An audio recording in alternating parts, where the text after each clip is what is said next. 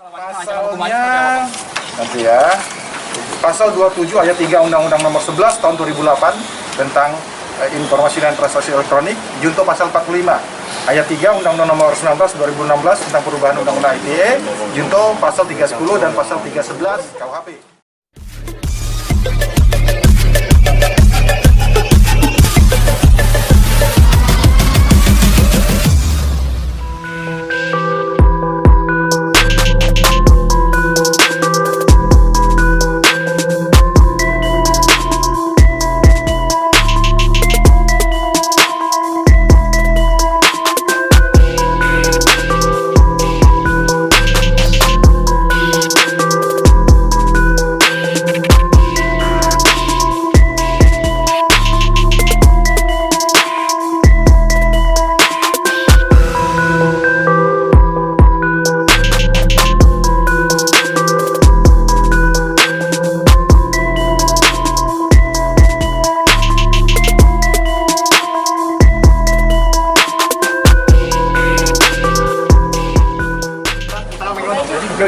Oke bang, mundur.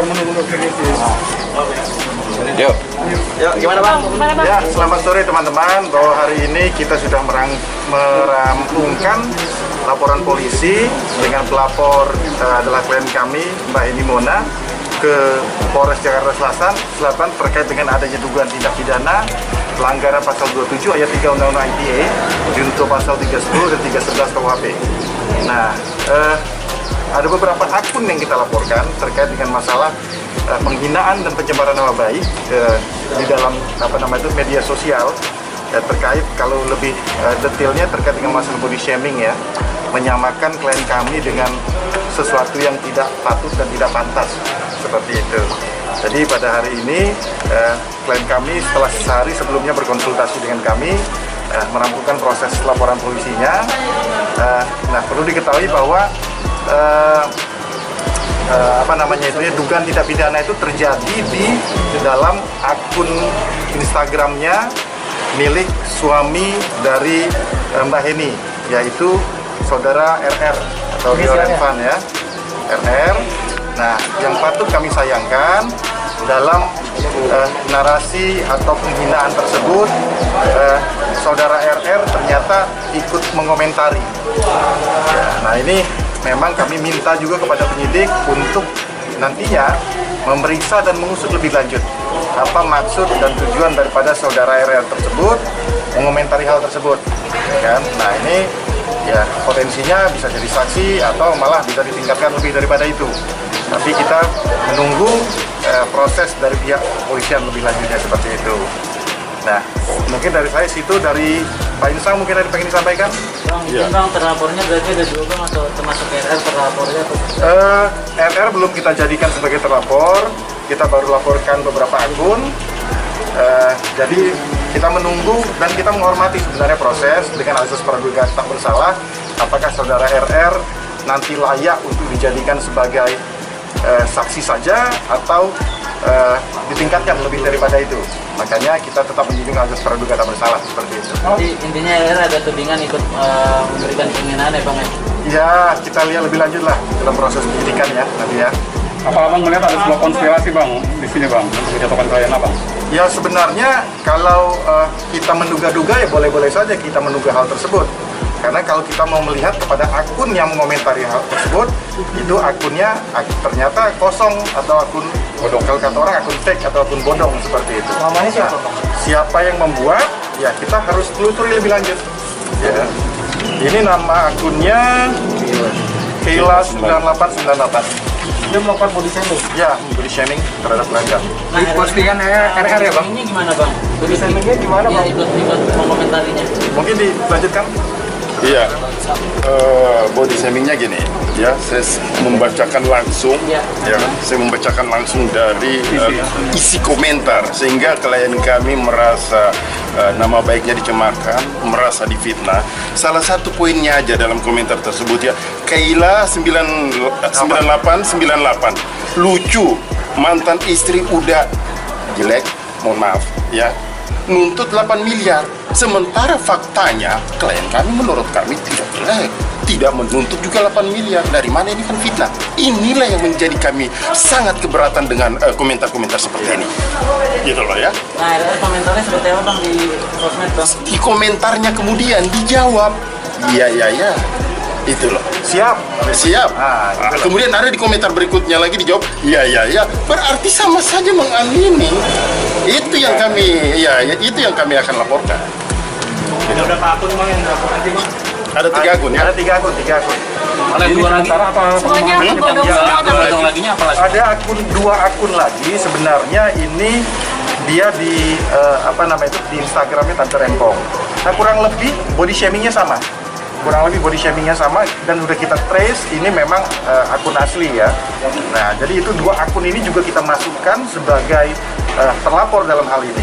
Nah mungkin untuk yang ini RR tidak kita lihat belum ada keterlibatan. Tapi untuk yang body shaming atau duga tindak pidana pertama, keterlibatan atau setidaknya keterlibatan daripada RR cukup ada di sana.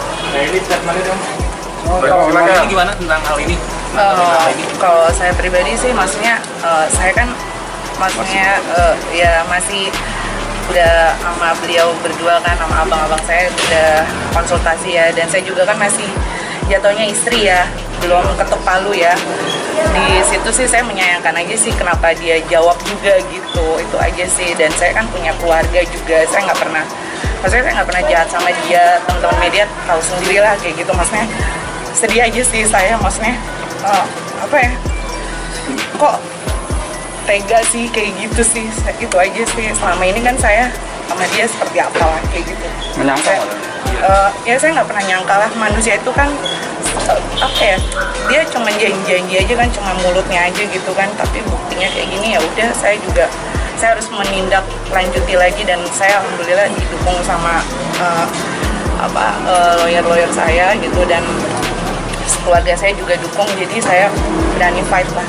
Mbak, tapi ada komunikasi nggak? langsung nggak? Maksudnya udah komunikasi dengan Rio Revan nggak? Oh enggak, Kenapa sih saya komentar udah seperti itu? nggak pernah berkomunikasi lagi sama dia. Terkait isu yang nuntut 8 miliar itu benar kan? Enggak. Nah itu juga yang perlu kita klarifikasi. Kan ada 2 nih, ya satu penghinaan pencemaran nama baik dan satu fitnah. Akun tersebut menyatakan bahwa klien kami Henny ini melakukan tuntutan sebesar 8 miliar. Pertanyaannya dan faktanya, why not juga kalau kita tuntut 8 miliar gitu. Tapi faktanya kita juga nggak tuntut segitu. 4M ya, 4M, dan itu hal yang wajar sama sekali untuk nafkah mut'ah dan idah yang dimintakan oleh seorang istri. Saya ingin mewakili perasaan daripada seorang istri, bagaimana coba perasaannya daripada klien kami Henny ini nungguin suami ya kan, selama dalam penjara. Selepas dia keluar dari penjara, dengan setia dia nungguin, membiayai diri sendiri, membiayai suaminya di dalam. Keluar dari penjara, hadiahnya apa? Hadiahnya adalah gugatan cerai. Nggak sampai di situ saja, gitu loh. Ketika ada beberapa akun yang ikut melakukan penghinaan terhadap istrinya, ya kan? Beliau bukannya malah membela, bukan malah mengklarifikasi, malah makin ngompor-ngomporin atau mengiyakan. Ini kan gimana coba perasaan seorang istri, seorang wanita seperti ini? Bang, angka itu keluar dari mana bang? Ya itu nantilah, itu konteksnya adalah persidangan di pengadilan agama, dan mohon maaf karena di persidangannya tertutup, kita nggak bisa omongin sekarang. Itu ada norma yang harus kita, dan azas yang harus kita taati. Kalau tapi ada kerugian nggak ada atas body shaming itu? Ya pasti secara imaterial sudah pasti. Batin lah ya. Batin lah, ya gimana sih Batin, perasaan seorang wanita? psikologis gitu loh. Kasihan. Apalagi itu betul. Ini menuntut maaf atau ganti rugi? Ya kalau udah pidana, ya sudah pasti masalahnya lari ke pidana lah. Ya kan? Kayak ini nggak ada kata maaf gitu kali ini untuk dan Enggak lah, saya juga kan selama rumah tangga juga kekerasan fisik, psikis gitu loh, mental, lahir, batin, saya udah maafin semua, tapi kayak begini udah cukup lah, saya kan manusia biasa. Batas kesabaran lah ya. Nah ini tuh postingannya kapan sih Mbak? Postingannya Beberapa. beberapa hari lalu lah. Pasti belum lama ya? Jadi kelanjutannya gimana Bang Hendasan? Ya kelanjutannya kita ikuti proses hukumnya aja juga yang ada. karena ini kan baru kita buat laporannya dan alhamdulillah sudah diterima laporan kita. Bukti cukup, saksi dan cukup. Nanti kita inikan aja ya, kita shoot ya. Nomor laporannya LP 1759/9 Romawi, garis miring 2020 PMJ RJS. Apa bang itu pasalnya? Itu pasal macam Pasalnya nanti ya. Pasal 27 ayat 3 Undang-Undang Nomor 11 tahun 2008 tentang informasi dan transaksi elektronik, junto pasal 45 ayat 3 Undang-Undang Nomor 19 2016 tentang perubahan Undang-Undang ITE, junto pasal 310 dan pasal 311 KUHP. Oke, ini nanti ada harapan spesifik mungkin? Ya, coba ini dulu. Harapannya sih semoga nggak terjadi sama wanita lain ya. Itu aja sih, maksudnya biar saya jadi korban dan saya memperjuangkan maksudnya hak-hak saya sebagai wanita, dan semoga juga netizen ataupun haters ataupun yang maksudnya pasangan-pasangan lain bisa saling menghargai dan menghormati biar bisa bermedsos lebih baik lagi dan bijak. Itu aja sih. Bang, maksud intinya bang, doang. Oke. Bang, tapi Bang, Jadi gini ya, intinya gini, jadi secara mikro apa yang saya sampaikan seperti itu. Cuma secara luas, secara makro bahwa memang harus ada aturan-aturan dan norma-norma kepatutan kita dalam bermedia sosial. Baik itu dari para pengguna, dalam arti kata objeknya yaitu para public figure, maupun netizen-netizennya gitu loh. Nggak semua isi perut atau isi kepala itu harus disampaikan. Itu kan public area, sama aja kayak kita ngomong. Kalau kita antar kita ngomong kotor juga itu kan pasti sama saja. Itu bukan merupakan sesuatu hal yang patut dan layak, apalagi di iklim hukum kita maupun ada di standar kita. Seperti itu. para nama baik kalau Iya, betul. Bang, sedikit lagi bang, tadi kan bang bilang Rio sendiri belum bisa dilaporkan. Bang, kedepannya berarti ada kemungkinan itu ya? Ada kemungkinan apabila pengembangan nanti ke arah situ, monggo penyidik silakan. Oke ya. Oke bang, Bang, ikut.